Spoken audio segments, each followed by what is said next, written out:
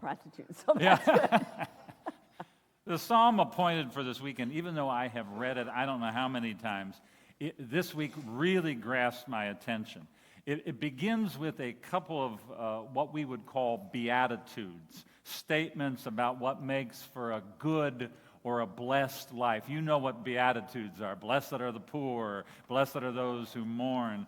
Well, the psalm begins with a beatitude, blessed, happy are those whose transgression is forgiven, whose sin is covered. Blessed or happy are those to whom the Lord imputes no iniquity, and in whose spirit there is no deceit. Happy are those who've been forgiven. Now, note something here. It does not say, happy are those who never sin. A lot of times, that is what we think religion is telling us. The happy people are the folks who don't sin. If you want to be happy, then don't do this, and then don't do that. And frankly, sometimes that helps, by the way. Doing stupid things can produce bad results. It's just the way life works out. But this is not the focus of the psalmist. No, what the psalmist says is, blessed or happy are those who've been forgiven. There's great joy in knowing not that you got it all right, but that you're not getting it all right is not the last word about you, and in fact is probably not the most interesting word about you. How blessed are those who have been forgiven. And listen to how the psalmist goes on. Happy are those to whom the Lord imputes no iniquity. In other words, happy are those who realize that God is not holding on to their sin. Now, you may be holding on to it, but God isn't. I remember when I was in seminary participating in the rite of individual confession and forgiveness. A lot of times people don't understand that Lutherans actually do practice this thing. Some folks call it confession. I think it's a real good possibility. It's been misused throughout history. But I happen to believe it's a good thing, and I was participating in the rite of individual confession and forgiveness. And I have to say it's a very meaningful rite and a very humbling one at that. My confessor for the day was this odd duck man, a professor of mine whom I am certain had lots of things to confess. Well, after I had confessed to him, I remember thinking every time I saw him in the hallway or out and about anywhere, at Myers or whatever, that he was processing our encounter through what he had learned about me in the confession. Oh, there's Bill, and he did this, and he said that, and he thought that. Well, it wasn't until I became a pastor and I listened to person after person tell their stories, list their mistakes, admit to their brokenness, that I understood that this is generally not how it works. Oh, there's no doubt that listening to people tell their stories makes you realize how broken they are. And our tendency and need to place people on some kind of pedestal does begin to disappear as folks are honest with you. But most healthy people aren't busy counting your mistakes. They know that everybody has the same story to tell. The story just looks a little different. They know the common human story, for they've heard it over and over and over again. The psalmist wants us to know that God knows the common human story. God has heard it and experienced it over and over again. Blessed are those who know, as Eugene Peterson puts it, that God holds nothing against you. And as the psalmist says, blessed are those in whose spirit there is no deceit. Again, I like how Peterson puts it. Blessed are those who are holding nothing back from God. Blessed are those who are not so preoccupied with their own guilt that they cannot tell the truth about their lives.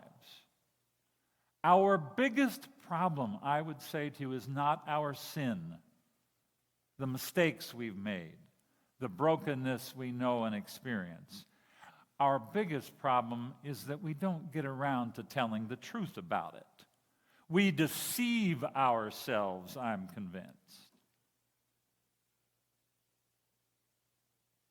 And I think sometimes we do that because we believe that if we don't admit them, they're not really real.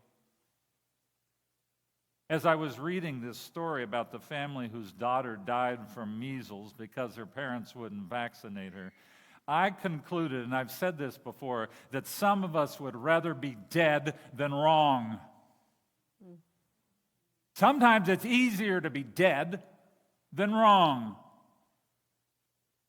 As I observe and participate in our cultural and political landscape, I see people who work so hard not to tell the truth. They would rather live such unhealthy lives and impose their unhealthiness on others than admit that they were wrong, that they made a mistake, that they have a remarkable amount of brokenness.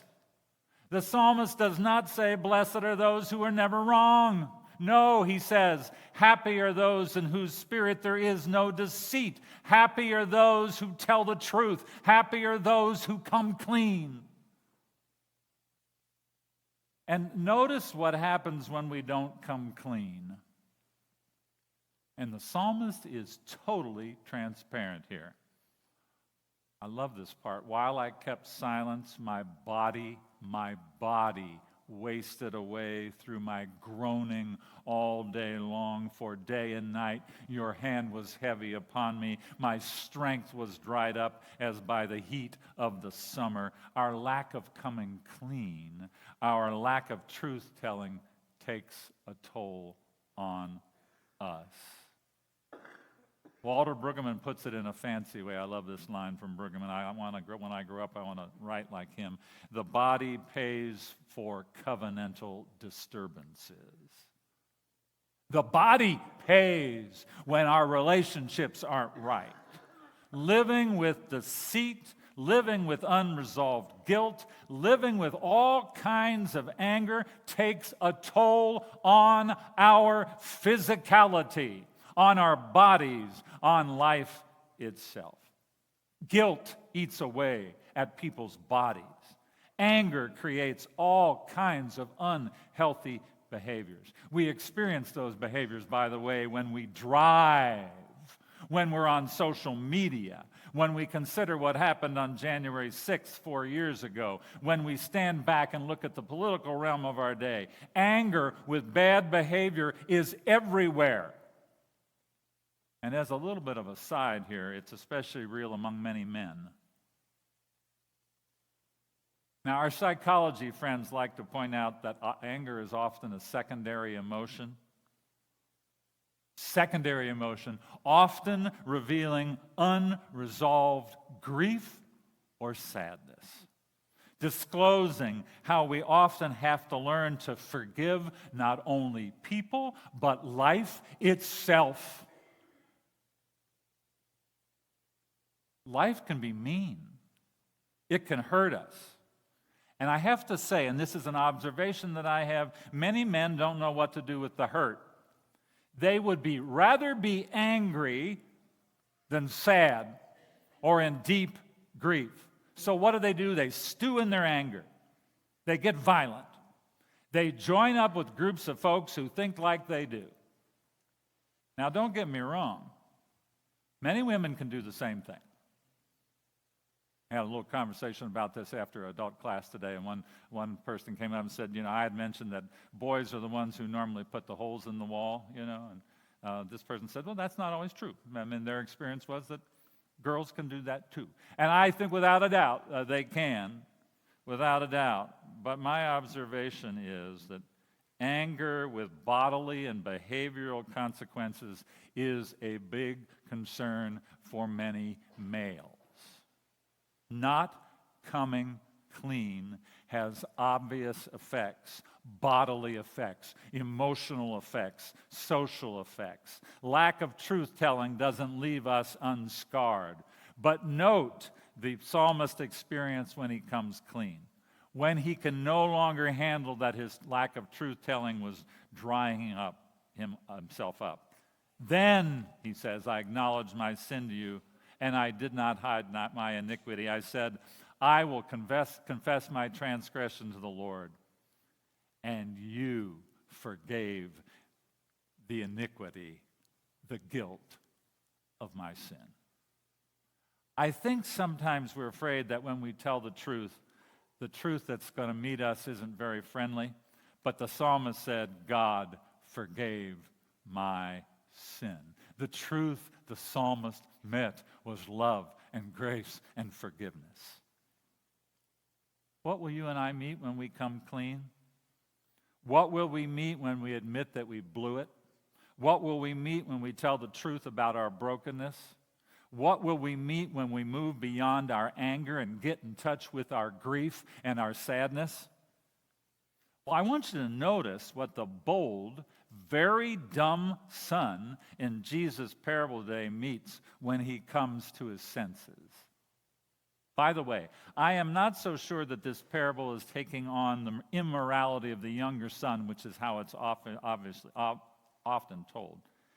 It's the older son who says something about the younger son spending time with prostitutes.